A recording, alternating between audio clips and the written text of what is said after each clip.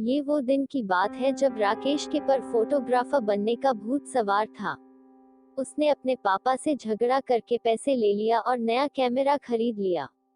उस समय में अपनी आसपास दिखती हुई हर एक चीज और मनुष्य, प्राणी वगैरह की फोटो खींचता रहता था और अपने आप को प्रोफेशनल फोटोग्राफर समझने लगा।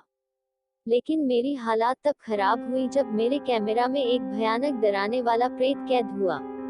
पहले तो मुझे लगा कि ये सिर्फ ब्लैक और व्हाइट फोटो है, लेकिन जब ध्यान से देखा तो मेरे रुवाटे खड़े हो गए, क्योंकि उसमें मुझे कुछ आछी सी दो आंखें दिख रही थी और वो आंखें गुस्से से मेरे कैमरा के सामने देख रही थी।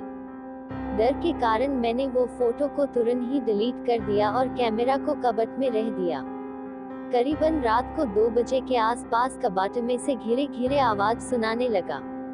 मैं बहुत ही डर गया और डरते डरते मैंने कबाड़ का दरवाजा खोल तो देखा कि कैमरा कवर मैन से बाहर आ गया था और कैमरे ने मेरे सामने लेंस करके फोटो क्लिक कर दिया। ये एक बहुत ही डराने वाली घटना थी। मैं तुरंत ही भाग के अपने रूम से बाहर निकल गया और घर के सारे सभ्यों को जगा दिया। पूरी घटना सुन के पापा मेरे रूम में गए और कैमरा चेक करने लगे, लेकिन मेरा कोई भी फोटो दिखाई नहीं दिया। पापा ने ये देखकर मुझे कहा कि ये सिर्फ तेरा भ्रम है। मुझे भी लगा कि ये मेरा भ्रम ही है। दूसरे दिन दोपहर में मैं नदी के तट पे बैठ के कैमरा से फोटो खींच रहा था। बाद में फोटो खींच लेने के बाद कैमरा में फोटो देखने लगा, उसमें मैंने देखा कि वो जो फोटो मैंने डिलीट कर दिया था वही भयानक फोटो मेरी मेमोरी में फिर से आ गया था। उसे देखकर मैं बहुत ही डर गया और तुरंत ही उसी फोटो को फिर से डिलीट कर दिया। जब मैंने बाकी के फोटो देखा तो मेरे पैर थर-थर कांपने लगे। आप सोच भी नहीं पाओगे कि उसमें क्या था। ये वही फोटो था जिसके बारे में मैंने अपने पापा से बात की थी। और वही फोटो में मेरे पीछे लाल रंग की आंखें वाला प्रेत खड़ा था। इस टाइम पे मैंने वो फोटो डिलीट नहीं किया, लेकिन इसके अलावा बाकी के सारे फोटो डिलीट कर दिए। और तुरंत ही कैमरा लेके सीधा पापा को दिखाने के लिए गया। लेकिन आश्चर्य की बात तो यह थी कि जब मैंने पापा को कैमरे की मेमोरी दिखाई तो वह पूरी तरह से खाली थी। उस दिन मेरे पापा मुझ पे काफी गुस्सा हुए और मुझे बोले, तुझे ये कैमरा पसंद नहीं है तो उसे फेंक दे या फिर बेच दे, लेकिन ऐसी बेवकूफ वाली बातें लेकर मेरे पास मत आ। दूसरे दिन रात को फिर से मेरे साथ डर का आतंक शुरू हो गया। अब तो धीरे धीरे बंद कबर्ड मैन से फोटो क्लिक की आवाज आने लगी।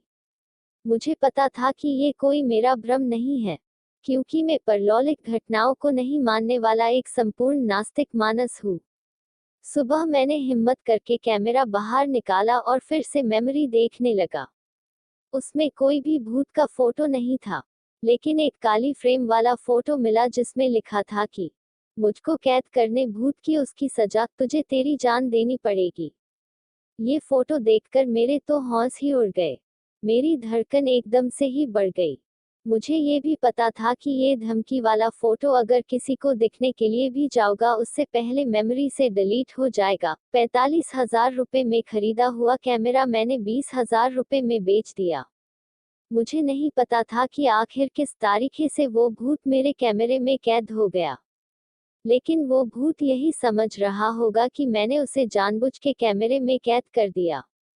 अब मुझे तो फोटोग्राफी और कैमरे से डर लगने लगा कि कहीं वो कैमरे वाला भूत मुझे मार तो नहीं देगा। दोस्तों, आपको यह कहानी कैमरा का भूत real ghost story in Hindi कैसी लगी, प्लीज हमें कमेंट करके जरूर बताएं।